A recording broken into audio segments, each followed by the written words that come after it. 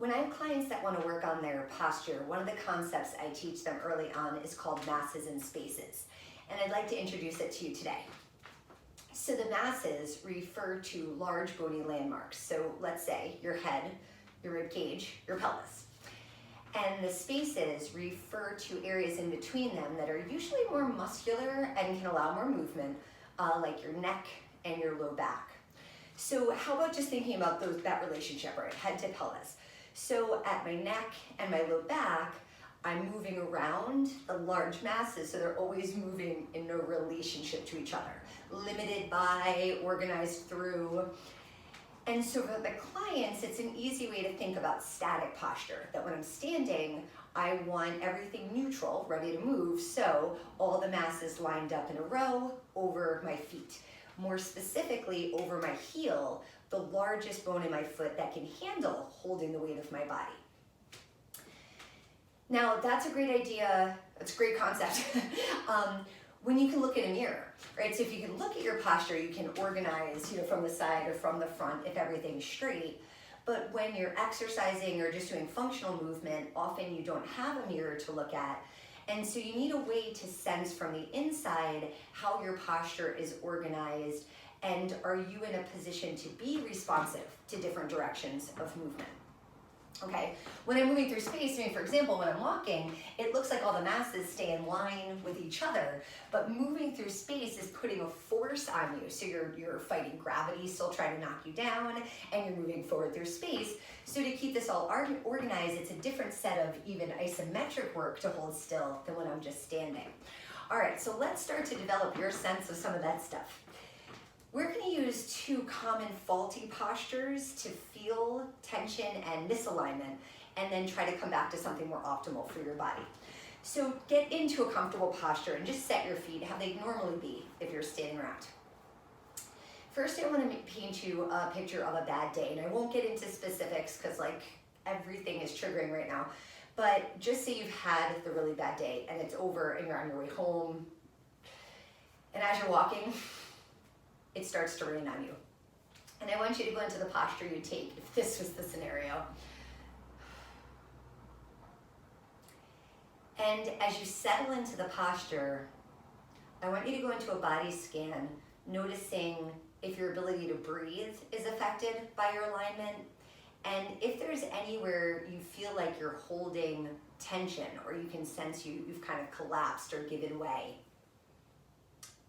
And if you can't find any feelings, go back to your feet and see if the weight of your body has changed compared to that kind of baseline I told you over your heels. Now come on back up. Now imagine that was your posture all the time, which for some people it is. If you feel hopeless, if every day is a bad day, this is going to start to become the pattern of chronic pain in the person's body. So when we just recognized it as feedback, you were able to just come right back out of it, right? When you changed your mood. Okay, also reminder, emotions affect your posture. Now I want you to go to the other extreme. Let's pretend now that somebody just threatened you, or threatened your children, threatened your best friend. And I want you to show me the posture you make when you were about to fight and you wanted to show the person how tough you are and how scared they should be. Okay, so get real big through your chest, look them right in the eyes, and I want you to hold that posture. Feel its effect on you. Is it a global feeling of tension? Does it feel even in every direction? How does it feel in your face? How does it feel in your fists? How does it feel in your feet? And then just let that go. Now imagine you are always on guard. Is this something that would become chronic tension patterns in your body? And then what would be the effect of that holding long term? So either of those extremes, which were really physical representation of a mood, could be a problem long term. So we need to find the middle, what your optimal posture feels like, and imagine it's going to be the physical equivalent of when you feel centered and grounded, and it will let you be responsive to changes in your environment, right? We cannot make stress go away, we cannot make energy levels change, but we do have some control and effect on how we respond to that. Okay, so let's feel this physically, then we can get emotional. Set your feet the way it was most helpful to stand. Shake it out a little. Okay, and I want you to go down to your feet first. We're just gonna do a very small rock forward and back, just a little one. Just so you can kind of feel the contrast of I'm closer to my toes, I'm closer to my heels. Okay, just to get you familiar with that and wake up those nerve endings that sense. Bring your weight back towards your heels. And that alone should have an effect on your body. There's kind of a holding to help keep you still, just to stop that wave. Now, if you push down into your feet as if the center of that little ball of your heel, the center of that was going to put a little dent into the ground, like it was sand, or we're just going to push into it, you will have a reflexive response that as the heels get heavier, the crown of your head is going to get lighter, and the rest of your body has an anti-gravity effect and lifts you up taller to the ceiling, okay? Imagine hanging a string of pearls, and this works for our masses and spaces theory, like a plumb line. Okay, the string is all the spaces, and all the pearls you have on it would be the masses. If I tugged up very gently on the string, that's the energy that I want you to imagine as you lift.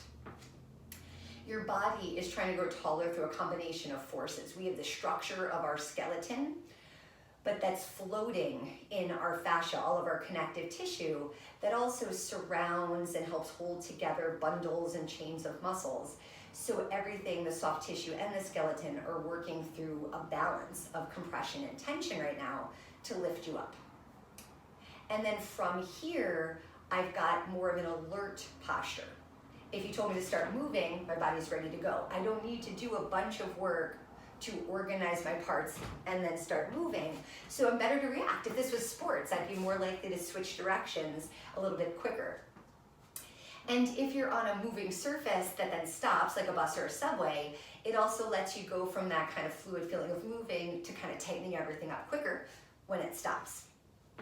So I'm gonna give you one more view from the side, just to give you that effect again, how just I went from like a real relaxed nothing, push down into the heels, and you'll see that as my ribs come up forward over my hips and my head comes back over my ribs, there's also a little shift in my arms. The first position I had a collapse through my rib cage, so it was also kind of shortening from the front, which pulled my shoulders in through my chest muscles. And then when I opened that back up, it got rid of that compression. My shoulders and shoulder blades can ride in their neutral position on my ribs. Okay, so then when we go into exercises, we can apply the alignment of the bones with that balanced sensation of all of my body united to make a shape, to have a different sense of our alignment that comes from our internal feeling and the external feedback. Let's say it's a squat. So if I start from the good standing posture where everything was stacked over my heels, the cue in the squat is for the torso to hinge forward. So I keep a neutral alignment.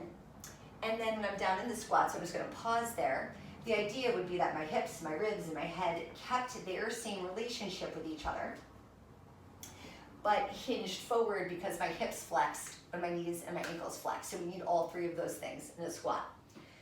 So cues you're going to use to help with that alignment is that before you begin to move, if you start to exhale, you can make a gentle compression in this space. All the deep muscles of your abdominals will compress a little bit to hold extra tone here.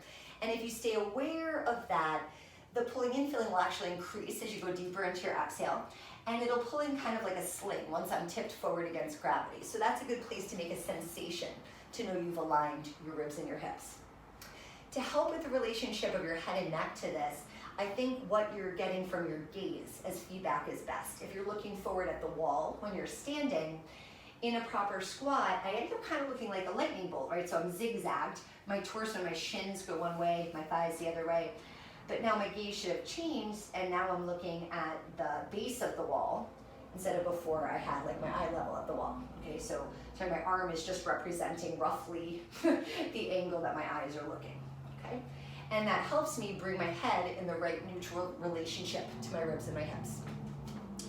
One more example, curtsy, one more example. Anything done from a plank position, I'm gonna just stay me down for a second since we're just talking hips to head, but when I'm trying to create a plank, I am looking at that relationship, that my hips, my ribs, and my head are all in line with each other, and I'm also not sagging anywhere. So this was like my bad day posture again, where I'm not really making a neutral alignment of each individual segment. I am once I push up here, see my ribs have opened back up again. Okay, and if this was a full plank, I would just be adding more masses and spaces to it, but I still want a straight line for my feet through both of the leg bones to the pelvis, to the ribs, to the head. Now, something you can play with, and again, start with the knee down. If even that's a lot, you can even do it here. This exercise would totally work in a quadruped position. And you're gonna play around with little tiny weight shifts again. So, and in fact, maybe quadruped would be better first just to sense it and then advance it from there. You're gonna do a little shift side to side, very small. But just practicing that as the hips and the shoulders push you back and forth, you're bringing the ribs, head and neck together, and you'll feel a very small change in how we isometrically contract side to side, almost like you're pushing the work one way to the other. You can feel that going forward and back as well, doing a weight shift back towards your heels, forward towards your hands, limiting the range to only as far as you can go while being neutral. Like say if I went too far back, see my low back kind of rounds, and I change the organization of the parts into a flex position. Now if I did that, so just getting a sense of that in a full plank, so I've got some space between my legs, I don't know if you can see that, but I'm just gonna rock side to side there. Again, just practice feeling the engagement, the side muscles, fascia of my body, keeping the parts moving together. And then I can also just shift forward and back. I do have to move forward, sorry. That where I'm bringing my weight back towards my heels, forward towards my hands, which feels like a nice calf stretch too, just as another option, okay? All right, so those are two things you can play with in the actual movement practice world, but I'd really like you to just take breaks throughout your day to feel that posturing when you're standing around or when you're doing your chores, because if we can kind of sense where we feel tense and use the environment to come out of tension into that more buoyant posture, you're not going to build up that like chronic amount of tension that turns it from just feedback into chronic pain that we have to work to get out of. All right, good luck. I'll be back with more tomorrow.